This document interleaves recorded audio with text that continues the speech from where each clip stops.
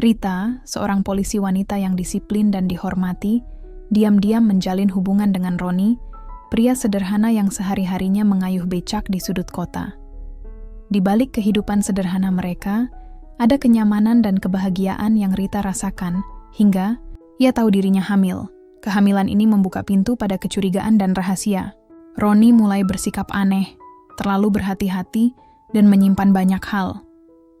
Saat Rita menyelidikinya lebih jauh, ia menemukan bahwa Roni bukanlah tukang becak biasa, melainkan seorang pengusaha sukses yang menyamar. Semua ini dilakukan demi melindungi dirinya dan keluarganya dari bahaya besar yang berkaitan dengan masa lalunya yang kelam. Di antara cinta, rahasia, dan ancaman yang mengintai, Rita harus memutuskan, apakah ia bisa mempercayai Roni lagi, atau justru melawannya demi kebenaran dan keselamatan. Langit pagi masih abu-abu saat Rita menarik resleting jaket dinasnya. Angin kota menyapu rambutnya yang dikuncir rapi. Suara klakson, teriakan pedagang, dan desing motor yang lalu lalang menjadi musik latar hidupnya setiap hari. Tapi buat Rita, ini bukan cuma pekerjaan, ini panggilan. Sebagai satu-satunya polwan senior di sektor itu, Rita dikenal tegas, nggak neko-neko, dan bisa meninju maling dengan satu tangan sambil makan gorengan pakai tangan satunya. Tapi di balik semua itu, ada sesuatu yang nggak diketahui banyak orang, hatinya. Kadang terasa kosong, sepi. Setiap pagi, di pojok pertigaan depan kantor polisi tempatnya berdinas, selalu ada satu becak yang mangkal. Warnanya merah pudar, penuh coretan tangan anak kecil, dan kusen kayunya sudah mulai rapuh. Tapi becaknya bukan yang menarik perhatian Rita. Orangnya, Roni, pria itu punya senyum yang entah kenapa bisa bikin hati Rita hangat kayak teh manis di pagi buta. Dia nggak pernah banyak bicara, tapi pandangannya tenang. Matanya kayak tahu lebih banyak dari yang dikasih. Tahu. Dan cara dia menyapa Rita setiap pagi dengan "Pagi Bu Polisi, cantik hari ini." Meskipun Rita lagi kusut karena lembur semalaman, itu cukup buat hari Rita terasa nggak terlalu berat. Mereka mulai sering ngobrol. Awalnya basa-basi soal cuaca, lama-lama soal kehidupan. Roni cerita soal hidupnya yang sederhana. Katanya dia tinggal di rumah kontrakan sempit di belakang pasar, bantuin ibunya jualan lontong sayur kalau lagi nggak narik becak. Rita mendengarkan, kadang sambil tersenyum kecil. Ada sesuatu yang jujur dari caranya bercerita. Atau setidaknya begitu pikir Rita. Gak terasa, pertemuan-pertemuan singkat itu berubah jadi makan siang bareng di warung Padang dekat terminal, terus berubah lagi jadi ngobrol lama di pinggir sungai tiap sore saat Rita pulang patroli. Dan tanpa sadar, Rita mulai merasa nyaman, mulai merasa disayangi. Sampai akhirnya, malam itu datang. Rita duduk di bangku kayu tua depan rumah dinasnya. Roni duduk di sebelahnya, bulan separuh menggantung, dan suara jangkrik mengisi diam mereka. "Aku pernah mikir," kata Roni pelan. "Hidup ini kayak becak." Rita mengangkat alis. "Becak?" "Iya. Kita pikir kita yang ngarahin. Kita yang milih jalan. Tapi rodanya itu yang nentuin seberapa kuat kita bisa jalan terus. Kalau salah satu macet, kita nggak bakal kemana-mana." Rita tertawa kecil.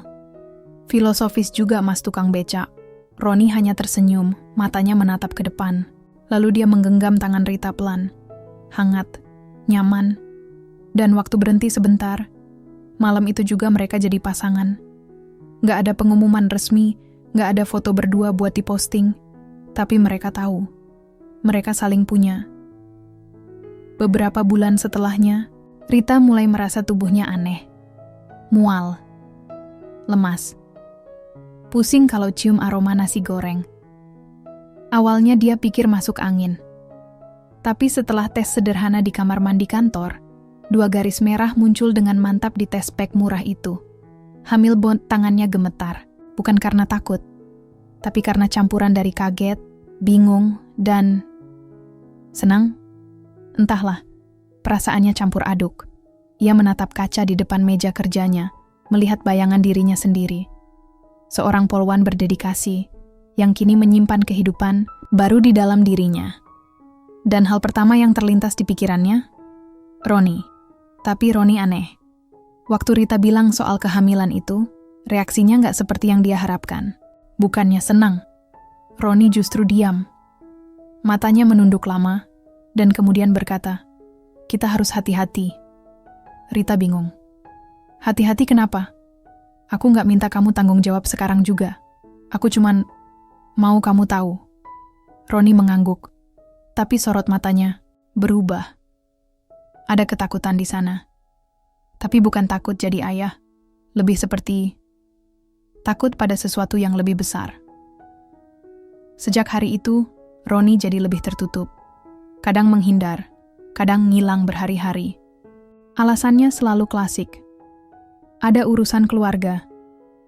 Tapi Rita mulai mencium bau tak beres. Naluri polisinya terusik. Kenapa Roni nggak pernah mau diajak ke rumahnya? Kenapa dia selalu ganti topik waktu ditanya soal masa lalunya? Kenapa, dari semua orang, dia yang paling Rita nggak bisa baca? Pagi itu, Rita berdiri di jendela kantornya sambil memandangi jalanan. Becak merah itu mangkal seperti biasa. Tapi kali ini, Roni nggak ada. Dan untuk pertama kalinya sejak mereka bersama, Rita merasa dingin. Bukan karena angin pagi, tapi karena rasa curiga yang mulai tumbuh pelan-pelan di hatinya sendiri. Sudah 3 hari Roni nggak kelihatan. Becaknya masih terparkir di sudut jalan, seperti biasa, tapi kosong. Warga sekitar bilang, mungkin lagi mudik, atau mungkin ibunya sakit. Tapi Rita tahu. Nalurinya bilang, ada yang nggak beres. Ia mencoba menelepon. Tak aktif, chat WA cuma centang 1. Dan setiap kali ia tanya ke pedagang atau tukang parkir yang biasa ngobrol sama Roni, jawabannya selalu sama. Nggak tahu, Bu. Kemarin masih narik, sekarang hilang begitu aja. Rita bukan tipe yang gampang panik. Tapi kali ini, pikirannya dipenuhi tanda tanya. Karena sejak ia hamil, segalanya berubah. Tubuhnya mulai sering lelah, emosinya naik turun, dan ia butuh pegangan. Bukan cuma secara fisik, tapi juga hati. Tapi, orang yang paling ia percaya justru perlahan-lahan menjauh. Di sela kesibukan jaga, ia mulai menyelidiki sendiri. Bukan sebagai pacar yang cemas, tapi sebagai polisi yang mencium sesuatu yang tidak beres. Awalnya, Rita cari ke rumah kontrakan yang pernah disebut Roni di belakang pasar. Tapi saat ia tanya ke RT setempat, nggak ada yang pernah dengar nama Roni tinggal di situ. Bahkan alamat yang disebut Roni dulunya adalah kios kosong yang sudah lama tutup. Rita mulai membuka laptop dinasnya malam-malam. Ia pakai akses internal, sesuatu yang sebenarnya nggak boleh untuk urusan pribadi. Tapi ia butuh jawaban. Ia cari nama lengkap Roni. Ia cari dari data kependudukan, catatan kriminal, sampai laporan pajak. Tapi hasilnya bikin darahnya dingin. Tidak ditemukan. Bahkan nama Roni, yang sesuai deskripsi fisik yang dia tahu, nggak ada yang cocok. Seolah-olah pria itu nggak pernah benar-benar ada. 3 hari kemudian, Roni muncul. Tiba-tiba, kayak biasa, seolah nggak ada yang terjadi. Ia berdiri di depan kantor polisi, senyumnya masih sama. Tapi kali ini Rita nggak membalas dengan senyuman. Ia berdiri tegak, menatap pria itu tanpa bicara. "Maaf," kata Roni singkat. Suaranya pelan. "Aku harus keluar kota. Tanpa kabar?" Nada Rita mulai naik. "Tanpa satu pesan pun, aku gak mau bikin kamu khawatir." Rita mendengus. "Justru kamu bikin aku makin khawatir. Aku bukan anak kecil, Ron. Aku bisa ngerti kalau kamu sibuk. Tapi jangan sembunyi." Roni menunduk. Tatapannya seperti pria yang lelah. Tapi bukan lelah karena perjalanan jauh. Lebih seperti lelah menyimpan sesuatu. "Aku sayang kamu, Rita. Kamu tahu itu," ucapnya pelan. "Tapi aku juga harus jaga kamu." "Dari apa?" tanya Rita cepat. Roni diam. Terlalu lama. Sampai akhirnya dia jawab, "Nanti aku jelasin, tapi nggak sekarang." Dan dengan kalimat itu, dunia Rita makin abu-abu. Tapi rasa cinta kadang bikin orang bodoh, ya. Rita tetap bersama Roni. Walau penuh tanya, walau sering kecewa, dia bertahan. Karena di antara ketidakjelasan itu, Roni selalu berhasil menenangkan dengan satu senyuman. Senyuman yang bikin semuanya terasa seolah-olah akan baik-baik saja. Kadang mereka masih jalan sore keliling kota, kadang duduk di warung kopi. Kadang Roni cerita masa kecilnya. Katanya dulu dia suka manjat pohon jambu, lompat dari genteng tetangga, kabur dari sekolah cuma buat makan cendol. Ceritanya lucu. Tapi ada bagian-bagian yang terlalu sempurna. Terlalu lancar. Seperti dibikin. Rita mulai mencatat. Secara diam-diam. Ia mulai menyimpan foto-foto Roni, mencatat plat nomor becaknya, dan bahkan mengambil satu helai rambut dari jaket Roni saat mereka pelukan. Berniat untuk cek DNA kalau perlu. Bukan karena ia nggak percaya cinta, tapi karena ia percaya pada instingnya. Dan instingnya bilang, Roni sedang menyembunyikan sesuatu yang besar. Pagi itu, Rita memberanikan diri mendatangi salah satu bengkel becak tua di sudut kota. Tempat Roni pernah bilang becaknya biasa diservis. Masih ingat becak merah pudar, tulisan, "Tangan anak kecil di sandaran belakang?" Tanya Rita ke si pemilik bengkel, Pak Usman. Pak Usman mengerutkan kening. "Oh, yang itu?" "Iya, saya yang cat ulang 2 bulan lalu. Tapi itu bukan becak harian, Bu. Itu becak buat semacam penyamaran." Rita tercekat. "Penyamaran?" Pak Usman mengangguk santai. "Orang yang punya itu punya duit banyak, Bu. Nggak seperti tukang becak biasa. Biarpun becaknya tua, bagian bawahnya dimodif. Ada kotak besi kecil, kayak tempat simpan dokumen gitu. Tapi saya disuruh nggak banyak tanya. Ya saya nurut aja." Rita keluar dari bengkel itu dengan tangan berkeringat. Napasnya berat. Sekarang teka-teki ini bukan sekadar tentang siapa Roni sebenarnya, tapi kenapa dia berbohong. Malamnya Rita berdiri di depan cermin. Ia menatap bayangan dirinya, lalu turun ke perutnya yang perlahan membesar. Ia membelai perut itu perlahan. "Ma, kamu harus tahu siapa ayahmu sebenarnya," bisiknya pelan. Dan malam itu ia memutuskan, besok ia akan membongkar semuanya. Dengan atau tanpa izin Roni. Pagi itu, Rita masuk ke kantor dengan langkah mantap, tapi hatinya masih guncang. Di satu sisi, dia masih seorang polisi yang harus profesional. Tapi di sisi lain, dia juga seorang perempuan yang sedang hamil, bingung, dan dikejar rasa curiga tentang orang yang ia cintai. Di tangannya, ada amplop coklat tipis berisi hasil penyelidikan pribadi. Foto-foto, catatan tanggal, lokasi, hingga potongan informasi dari obrolan kecil yang pernah dia tangkap dari Roni. Semua dikumpulkan rapi. Semua untuk satu tujuan, menemukan siapa Roni sebenarnya. Rita tahu satu hal, kalau Roni memang punya sesuatu yang disembunyikan, dia nggak akan pakai nama asli. Jadi dia mulai dari petunjuk yang paling kecil, rekening bank. Beberapa minggu lalu, saat mereka lagi makan siang di warung sederhana, Roni pernah tanpa sadar mengeluarkan dompet. Dari situ, Rita sempat melihat sekilas kartu ATM dengan nama RK Wijaya. Nama itu nggak pernah dia dengar sebelumnya. Dan sekarang, dengan koneksi seorang rekan di bagian Intel, Rita akhirnya bisa mengakses info dasar dari rekening itu. Yang dia temukan membuatnya duduk terpaku. Rekening atas nama RK Wijaya bukan milik sembarang orang. Saldo terakhir, hampir 1 miliar. Aliran dana aktif. Ada transfer rutin ke 2 sekolah internasional, 1 rumah sakit swasta, dan ini yang paling mencurigakan, beberapa transaksi ke rekening perusahaan properti di Jakarta. Ini jelas bukan hidup seorang tukang becak. Rita melanjutkan dengan menyusuri catatan kendaraan. Ia selidiki plat nomor becak Roni, yang ternyata terdaftar atas nama sebuah yayasan amal yang bergerak di bidang pendidikan anak jalanan. Yayasan itu memiliki beberapa aset tersembunyi, termasuk 1 rumah mewah di pinggiran kota. Rita nekat. Ia pergi ke alamat rumah itu sendiri. Rumahnya besar, model klasik, dikelilingi pagar besi hitam dan tanaman yang dirawat rapi. Bukan rumah orang biasa. Rita berdiri lama di seberang jalan, memperhatikan setiap gerak-gerik dari dalam. Beberapa kali, ia melihat seorang wanita tua duduk di kursi rotan teras. Sekali waktu, seorang pria muda berjas keluar dengan mobil hitam mengkilap, tapi tidak ada tanda-tanda Roni. Rita akhirnya mengendap ke rumah tetangga di sebelah, mengaku sedang survei wilayah sebagai bagian dari tugas dinas. Nggih, rumah itu punyanya Pak Riko, tapi jarang kelihatan. Biasanya datang malam. Ibunya yang tinggal tetap di situ. Jelas si ibu tetangga sambil nyapu halaman.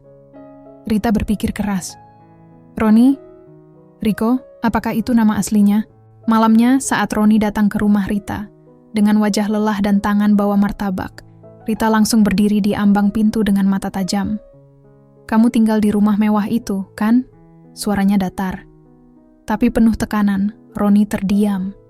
Sejenak, wajahnya berubah. Bukan panik, tapi pasrah. Kamu ngikutin aku? Rita nggak jawab. Ia hanya menatap.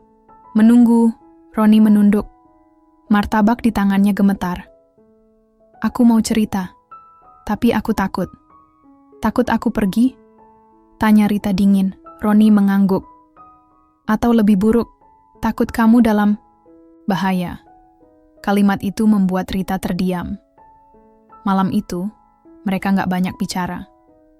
Roni duduk di tepi tempat tidur, Rita di ujung ruangan. Jarak itu terasa jauh sekali. Tapi untuk pertama kalinya, Roni tampak ingin membuka semuanya. Aku bukan tukang beca, katanya pelan. Aku tahu. Aku juga bukan orang biasa. Aku punya keluarga, masa lalu, dan musuh yang gak akan berhenti sampai mereka lihat aku. Hancur. Rita menahan napas. Jantungnya berdetak cepat. Aku pernah hidup di dunia yang gak bersih, Rita. Tapi aku keluar. Aku keluar dan aku mulai hidup baru. Tapi mereka gak pernah lupa.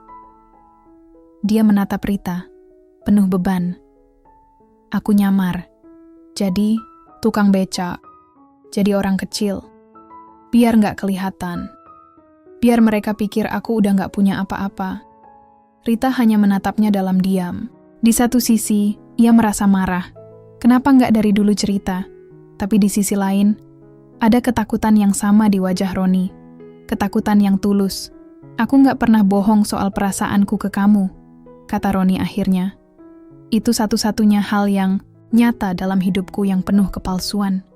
Rita gak tahu harus bilang apa. Pikirannya berputar, tubuhnya lelah, tapi hatinya remuk.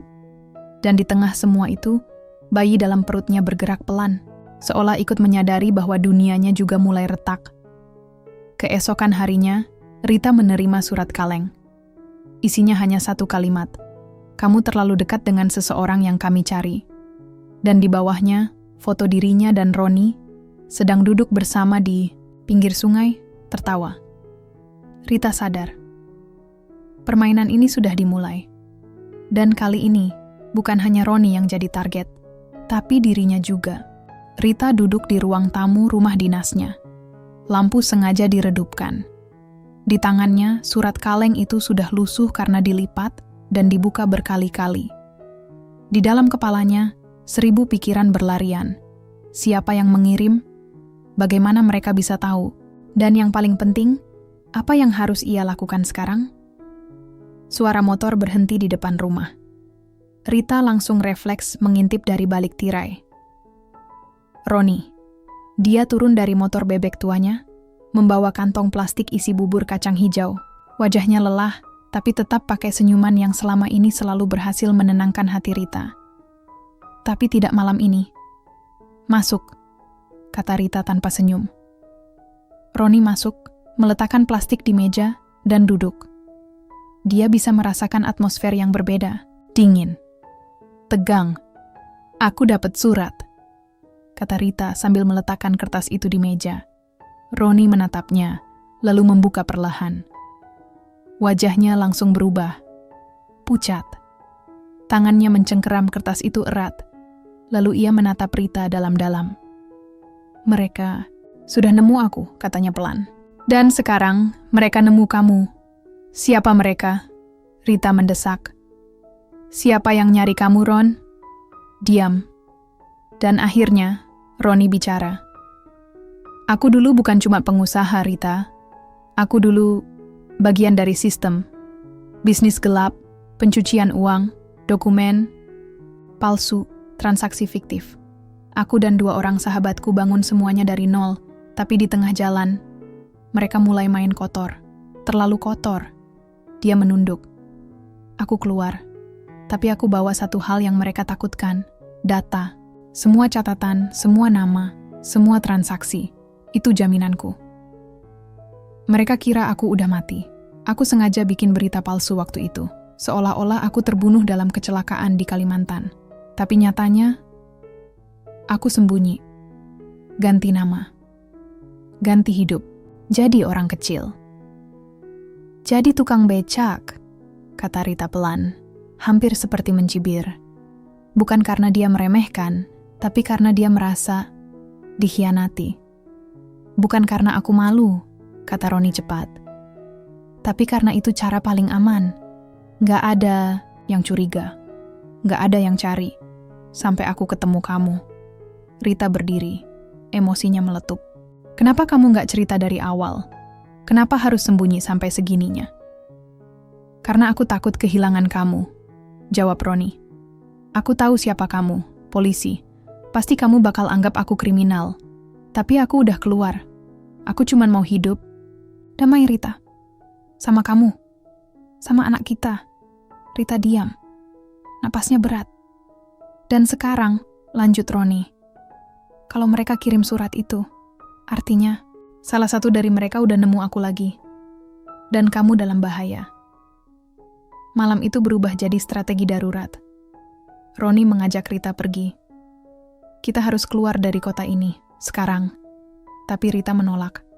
Aku gak lari, aku polisi. Aku gak bisa ninggalin semuanya. Aku bisa lindungi kamu. Kamu bisa lindungi aku. Tapi bisa gak lindungi bayi kita kalau mereka datang ke rumah ini bawa senjata? Suara Roni meninggi. Matanya merah. Perdebatan jadi panas. Tapi bukan karena benci, karena takut. Karena dua orang yang saling mencintai harus saling bentrok demi menyelamatkan satu sama lain. Rita akhirnya mengambil napas panjang. Oke, kita nggak kabur, tapi kita siap. Kita lawan mereka dengan caraku. Dan malam itu Rita mengaktifkan satu kontak lamanya, Pak Dirga, atasan di unit intel lama yang masih percaya padanya. Aku butuh bantuan, kata Rita di telepon. Nama?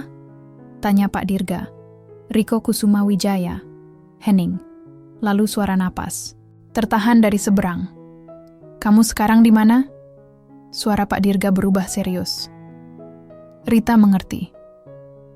Nama itu bukan nama sembarangan. Dan ini bukan kasus cinta yang rumit. Ini perang. Keesokan paginya, Rita kembali ke kantor. Tapi kali ini bukan untuk kerja seperti biasa. Ia masuk ke ruang arsip, membuka loker-loker rahasia yang hanya bisa diakses oleh perwira. Ia cari nama-nama lama, rekan bisnis Riko yang disebut Roni, Arman Santosa, dan Reza Maulana. Dua nama itu langsung muncul di database kasus lama sebagai buronan lintas negara terkait perdagangan ilegal dan penipuan multimiliar. Roni. Bukan. Cuma menyamar. Dia sedang melindungi kunci besar untuk membongkar jaringan kriminal internasional. Dan sekarang, Rita menyadari satu hal penting. Dia sudah terlibat terlalu dalam. Bukan hanya sebagai kekasih, tapi sebagai satu-satunya orang yang bisa menentukan apakah Roni akan selamat atau justru jadi korban berikutnya.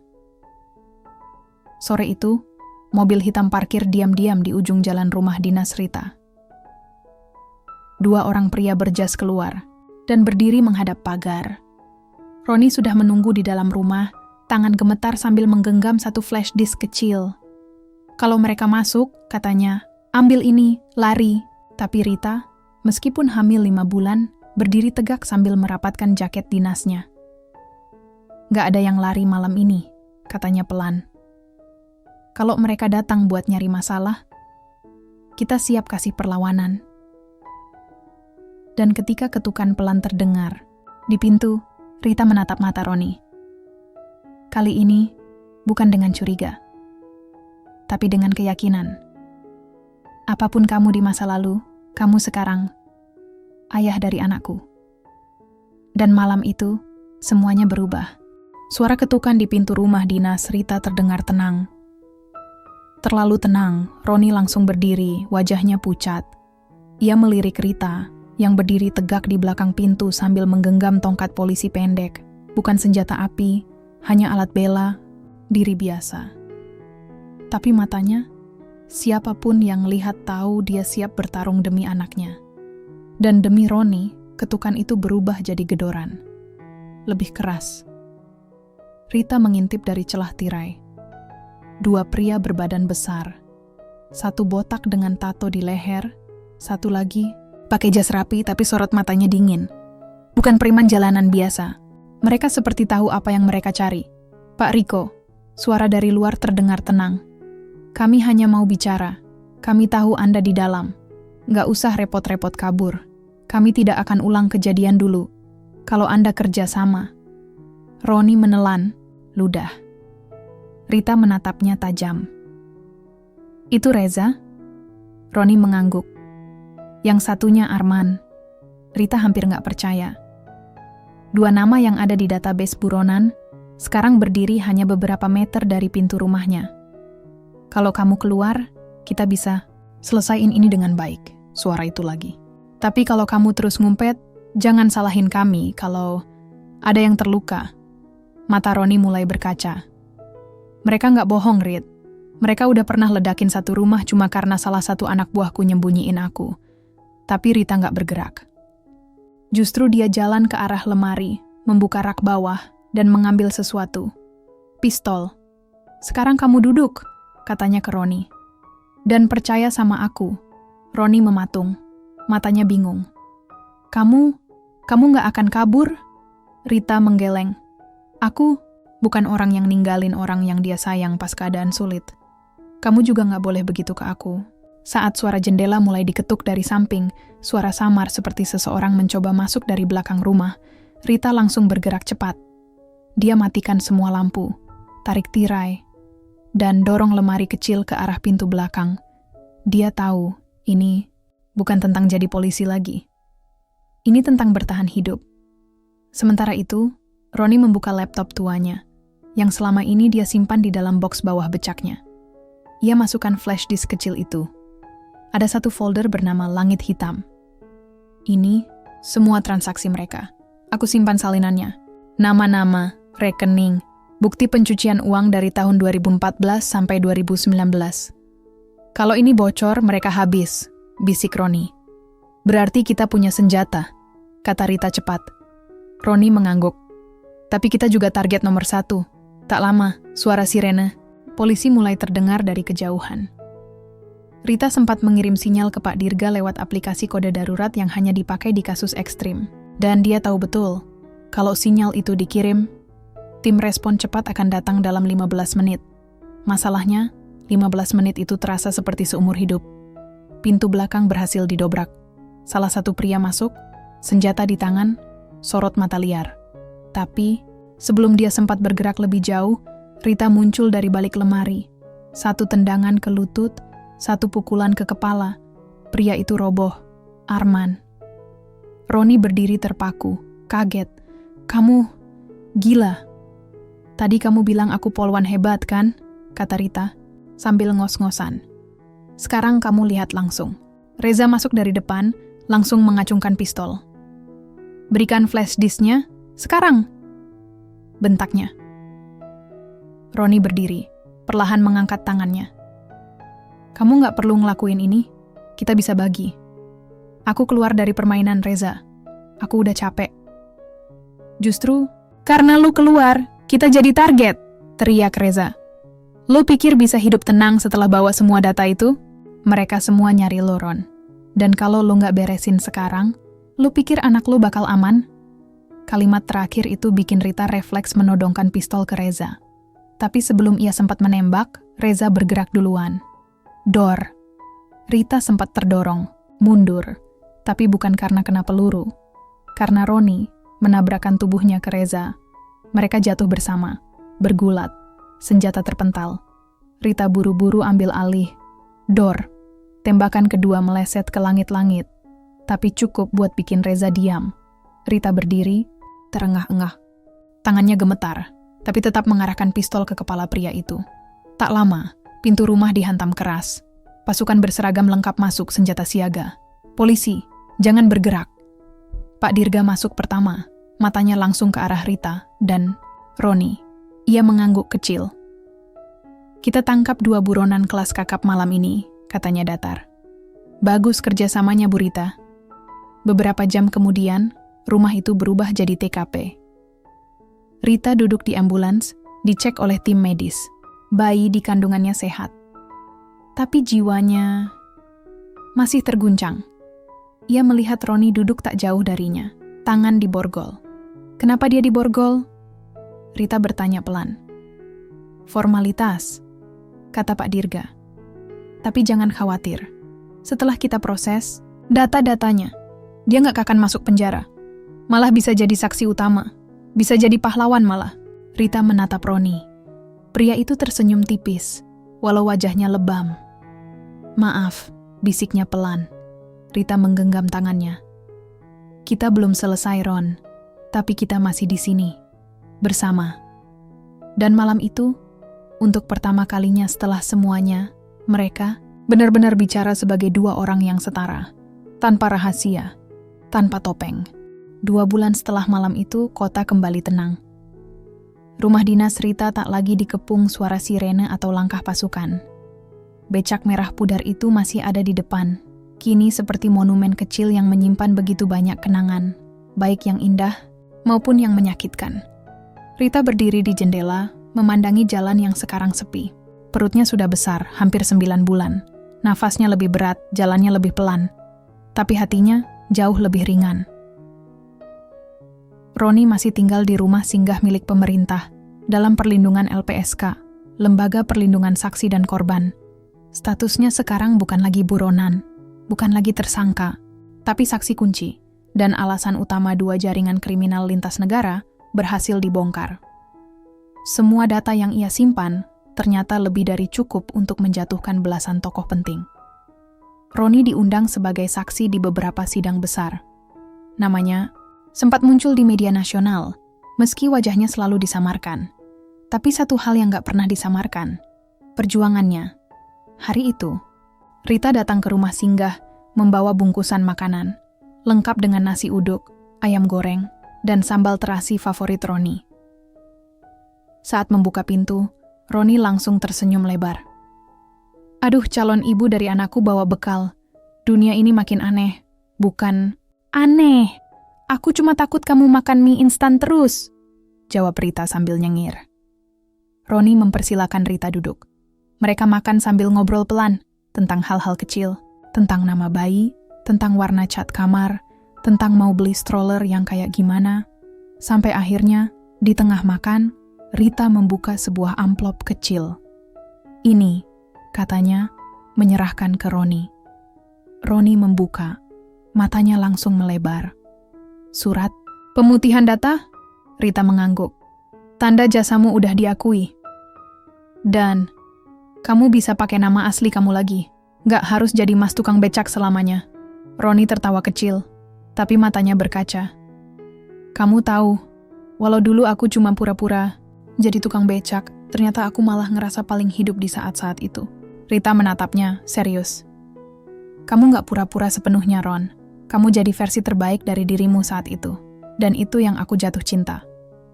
Beberapa minggu kemudian, Rita melahirkan seorang bayi perempuan. Di rumah sakit kecil, tanpa terlalu banyak upacara atau kemewahan, tapi suasananya hangat. Roni ada di sampingnya, genggam tangan Rita sepanjang prosesnya. Wajahnya panik, matanya merah, tapi dia nggak lepas barang sedetik pun. Saat bayi itu menangis untuk pertama kalinya, Roni ikut menangis, dan saat ia menggendong putrinya, ia cuma bisa berbisik pelan. Selamat datang di dunia yang ribut ini, nak. Tapi jangan khawatir, kami di sini. Beberapa bulan setelah kelahiran, mereka pindah ke rumah kecil di pinggir kota. Bukan rumah mewah, bukan pula kontrakan pasar. Tapi cukup. Ada halaman kecil buat main anak, ada dapur untuk eksperimen resep, dan yang terpenting, ada ketenangan. Roni mulai kerjasama dengan Yayasan Perlindungan Anak, membantu remaja jalanan agar nggak jatuh ke dunia gelap seperti yang dulu ia jalani. Rita tetap jadi polisi, tapi sekarang dia lebih banyak kerja administrasi, sementara fokus mengurus bayinya. Tapi jangan salah, dia tetap bisa marahin maling lewat telepon, sambil nyusuin anak. Suatu sore, mereka duduk di teras. Rita sambil gendong bayi yang mulai bisa ngoceh, dan Roni main gitar kecil-kecilan.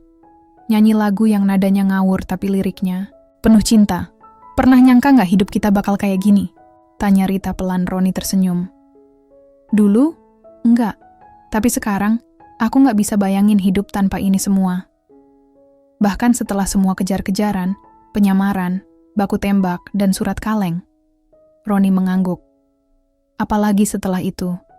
Justru, karena semua itu, kita jadi kayak sekarang. Dan saat matahari tenggelam perlahan, warna langit berubah keemasan, seolah ingin bilang, badai sudah lewat.